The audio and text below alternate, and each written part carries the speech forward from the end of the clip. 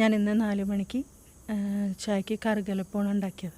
കറുകല പൊട്ടിച്ച് വൃത്തിയാക്കിയ ശേഷം കുറച്ച് നാളികേരം ചെരിയെടുക്കുക.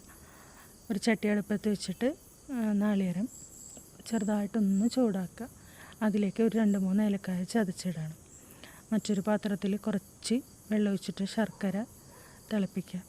ആ ശർക്കര പാനി തേങ്ങയിലേക്ക് അരിച്ചൊഴിച്ച് കൊടുക്കണം. ബാക്കി വരുന്നത് കുറച്ച് എടുത്തിട്ടാണ് ഞാൻ ആട്ടപ്പൊടിയാണ് എടുക്കുന്നത്. ആട്ടപ്പൊടി കൊണ്ടാണ് അപ്പം ഉണ്ടാക്കുന്നത്.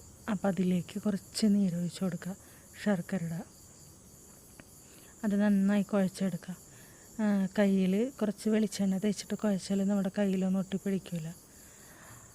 അതിനുശേഷം ഇലയിൽ ഓരോന്നായിട്ട് നമ്മുടെ തേങ്ങ ശർക്കരയും കൂടി വെച്ച മിക്സിങ് വെച്ച് കൊടുക്കണം. അതിനുശേഷം ആവിയിൽ പുഴുങ്ങിയെടുക്കണം. കുറച്ച് കട്ടനും കൂട്ടി കഴിച്ച് നോക്ക്, നല്ല രസമുണ്ട്.